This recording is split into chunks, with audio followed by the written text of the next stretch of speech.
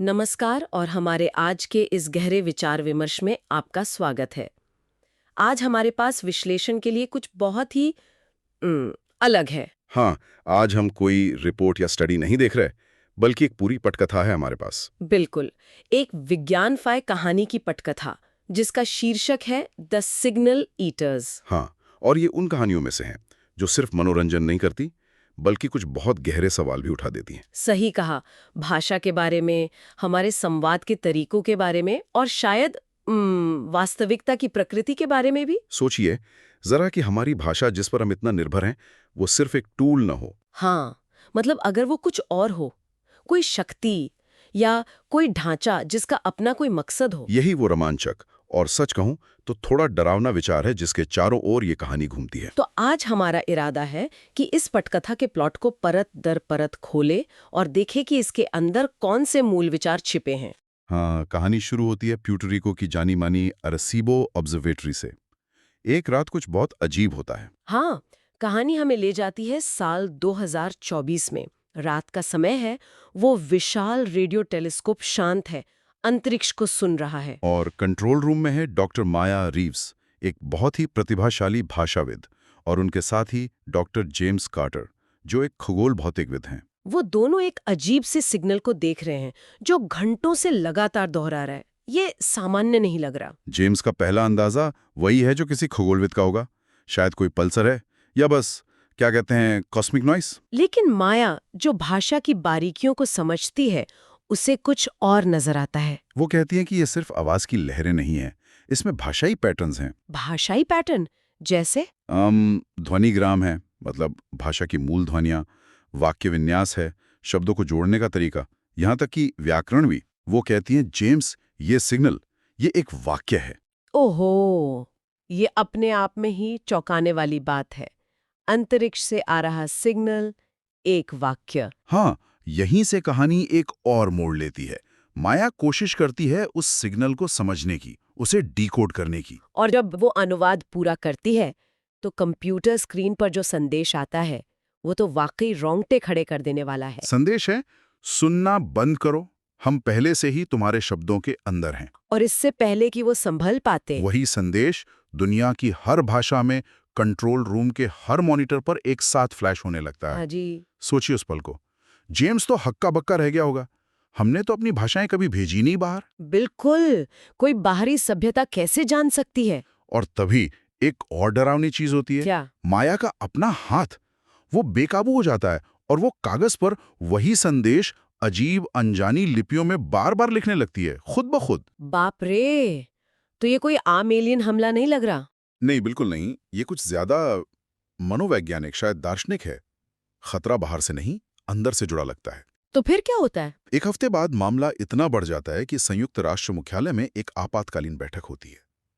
माया, जो अब इस घटना के केंद्र में है, अपनी थ्योरी रखती है। वो कहती है कि ये कोई पारंपरिक एलियन हमला नहीं है, कोई स्पेसशिप नहीं, कोई हथियार नहीं। हाँ, वो कहती हैं कि ये कुछ ऐसा है जो भाषा में रहता है, भाषा की संरचना में। भाषा के अंदर मतलब एक तरह की सत्ता या चेतना, जिसे हम सब ने, पूरी मानवता ने अनजाने में मिलकर बनाया है।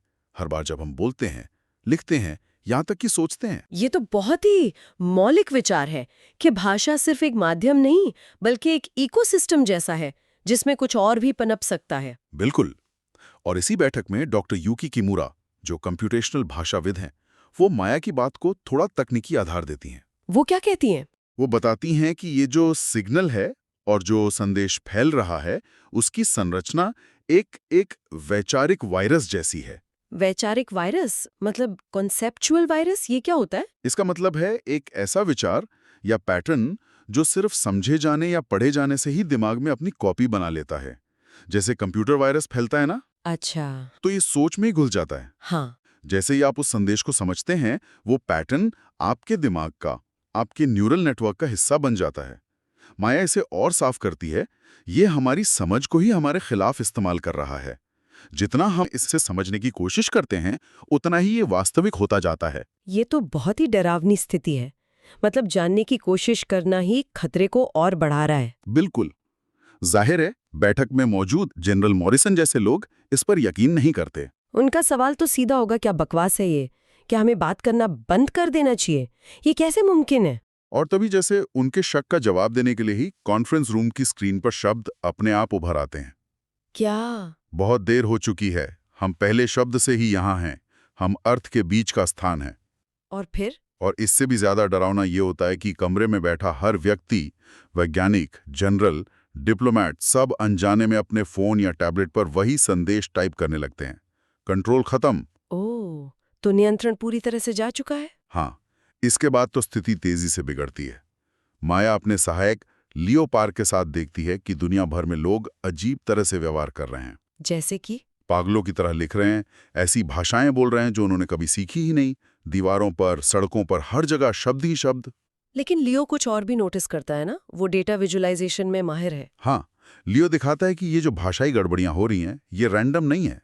जब इनके लोकेशन को मैप पर डाला जाता है तो क्या दिखता है? तो पृथ्वी पर एक बहुत बड़ा जटिल पैटर्न उभरता है, एक तरह का, जैसे कोई समनिंग सर्कल हो, आह्वान चक्र। जैसे हमारे शब्द मिलकर अनजाने में किसी चीज को बुला रहे हों। हाँ, जैसे भाषा खुद ही एक अनुष्ठान बन गई हो। इसी उथल-पुथल के बीच जेम्स कार्टर का एक गुप्त संदेश माया को मिलता है। जेम्स कहाँ है? वो शहर की पुरानी यूनिवर्सिटी लाइब्रेरी के भाषा विज्ञान अभिलेखागार में है। कहता है उसे कुछ मिला है। और वो माया को अकेले आने को कहता है और संदेश डिलीट करने को। हाँ, लेकिन जब माया संदेश डिलीट करती है, वो फौरन वापस आ जाता है। ये दिखाता है कि ये चीज कितनी गहरी पेड़ बना चुकी है। तो माया लाइब्रेरी जाती है। हाँ, एक सुनसान, धूल भरी लाइब्रेरी।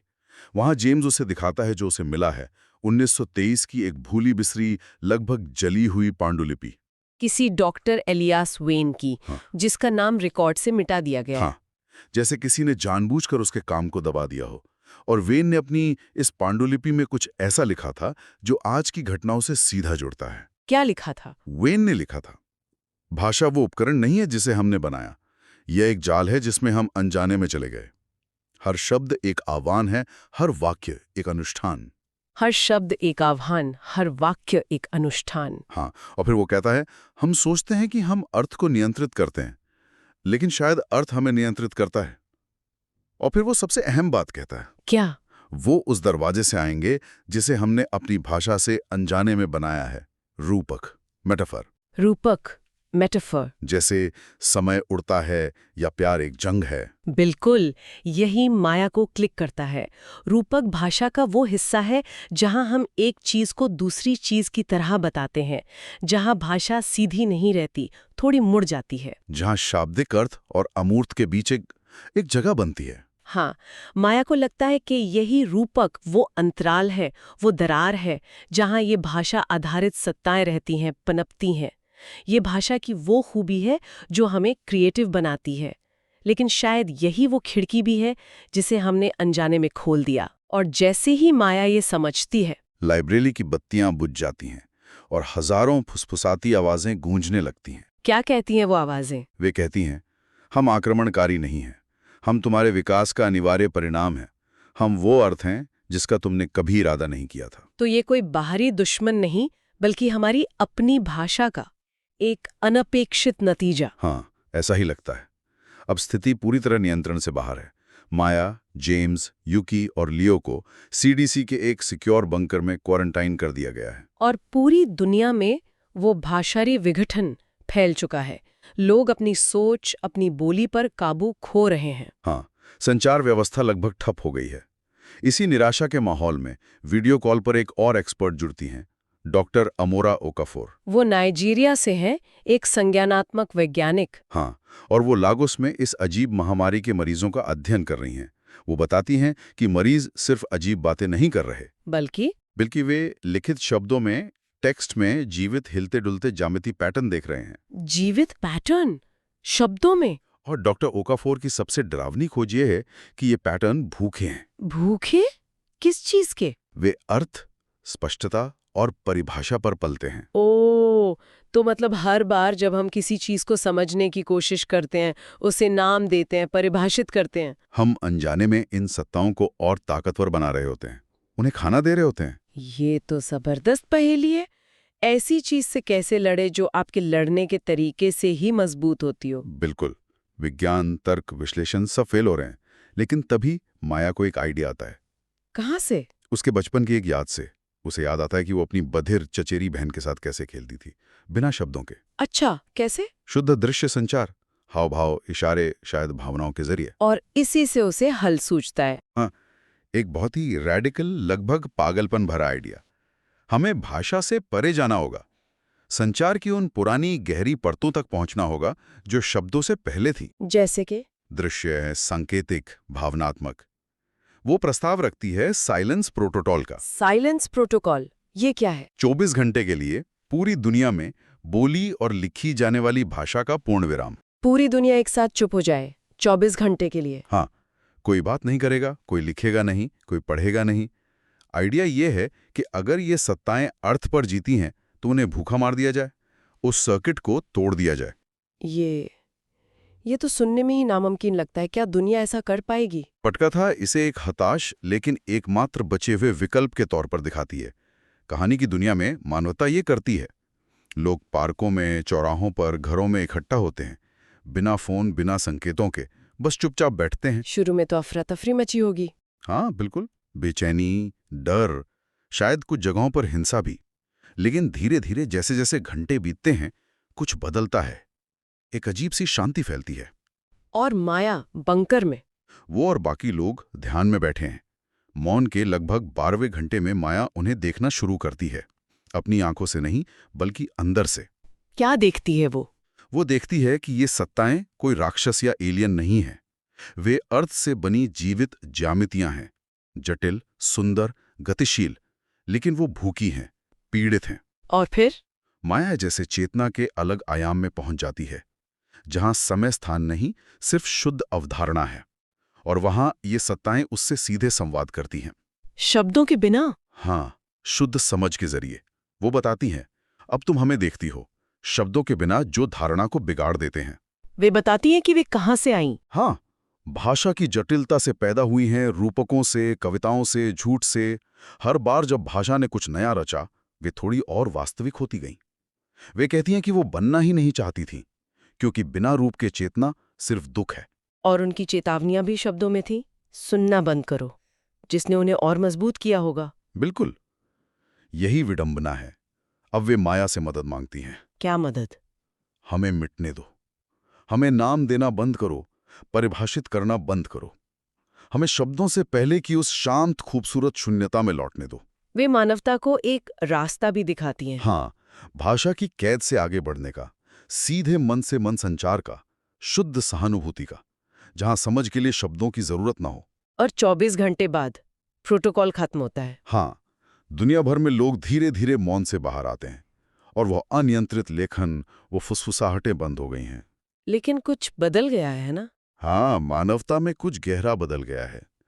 लोग एक दूसरे को अब थोड़ा अलग तरह से देखते हैं, जैसे शब्दों के पीछे के इरादे, भावनाएं, सच्चाई को बेहतर महसूस कर पा रहे हो। जेम्स और माया के बीच क्या होता है? जेम्स सावधानी से माया से पूछता है, बिना बोले, सिर्फ इशारे से, क्या ये काम कर गया? माया मुस्कुराती है। वो भी बोलती नहीं, बस हवा में एक सरल सा प्रतीक बनाती है। और जेम्स तुरंत समझ जाता है, बिना शब्दों के। वो भी मुस्कुराता है।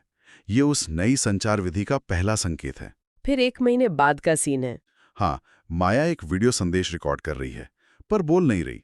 वो दृश्य प्रतीकों, हाव भाव, चेहरे के भावों का इस्तेमाल कर रही है। एक नई हाइब्रिड संचार विधि उभर रही है। वो क्या संदेश देती है?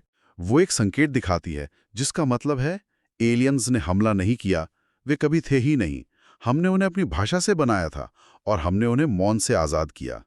पहला संपर्क किसी और से नहीं, खुद से था। आखिरकार हमने उस पिंजरे को समझा जो हमने शब्दों से बनाया था। कहानी का अंत भविष्य में होता है। हाँ, एक बूढ़ी माया बच्चों को पढ़ा रही है। हाँ। लेकिन किताबों से नहीं। वो रंग, संगीत, गति, स्पर्श का इस्तेमाल कर रही है। हाँ। बच्चे भी इसी मिलीजुली विधि में बात कर रहे हैं। भाषा खत्म नहीं हुई? नहीं, भाषा है, पर वो अब एकमात्र या सबसे जरूरी टूल नहीं रही। माया बताती है कि सिग्नल ईटर्स हम ही थे, हमारा वो हिस्सा जो शब्दों के जाल में फंस गया था। वास्तविकता शब्दों से पहले भी है और शायद परे भी। लेकिन एक पोस्ट क्रेडिट सीन भी है। हाँ, जो थोड़ा सोचने पर मजबूर करता है। उसी यूनिवर्सिटी लाइब्रेरी में एक नई छात्रा को संयोग से वही एलियास वेन की पांडुलिपि मिलती है। और वो पढ़ना शुरू करती है। हाँ, और अचानक उसका हाथ कांपने लगता है और वो अनियंत्रित रूप से लिखने लगती है, सुनना बंद करो। ओहो, तो क्या सब कुछ फिर से शुरू होगा? खतरा वापस आ गया? यही थोड़ा ट्विस्ट है। इस बार छात्रा डरती नहीं है। वो अपने लिखने वाले हाथ को देखती है, पांडुलिपि को देखती है और फिर मुस्कुराती है। मुस्कुराती है। हाँ। से वो बुझ रही हो कि ये क्या है। वो कलम नीचे रख देती है और मौन में वो सब कुछ सुनती है। शायद वो अब इसे संभालना जानती है, या शायद खतरा हमेशा रहेगा, बस अब हम उसे पहचानते हैं। अंत थोड़ा खुला रखा है। तो द सिग्नल ईटर्स सिर्फ एक एलियन सिग्नल की कहानी नहीं है। ये तो भाषा की शक्ति और उसके छिपे हुए खतरों पर एक गहरा चिंतन है। बिल्कुल। ये सोचने पर मजबूर करती है कि कैसे हमारे शब्द, हमारी परिभाषाएं, हमारी रूपकें न सिर्फ दुनिया को आकार देती हैं, बल्कि शायद कुछ ऐसा भी बना सकती है जिसका हमें अंदाजा भी ना हो। ये सवाल उठाती है, क्या हमारी भाषा हमारी सोच को सीमित करती है? क्या शब्दों के परे भी समझ है? हाँ, और क्या हर चीज को नाम देने और परिभाषित करने की हमारी जो जिद है, वो हमें किसी गहरी सच्चाई से दूर तो नहीं रखती? ये हमें उकसाती है कि हम देखें कि भाषा हमारे साथ क्या करती है, ना कि सिर्फ हम भाषा के साथ क्या करते हैं। और यहाँ एक आखिरी विचार है श्रोताओं के लिए सोचने को। पटकथा में कहा गया कि रूपक यानी मेटाफर वो दरवाजा था। हमारे बात करने के और कौन से पहलू हैं जो ऐसे अनजाने दरवाजे खोल सकते हैं? अच्छा सवाल है। शायद व्यंग्य, या अस्पष्टता, या जिस तरह हम संगीत में पैटर्न और मतलब ढूंढते हैं। क्या होता है जब हम सिर्फ इस पर ध्यान न दें कि हम क्या कह रहे हैं, बल्कि इस पर भी कि भाषा खुद हमारे अंदर कैसे काम कर रही है, हमारी असलियत को कैसे बुन रही है। यकीनन सोचने के लिए बहुत कुछ है इसमें। अगली बार तक विचार करते रहें।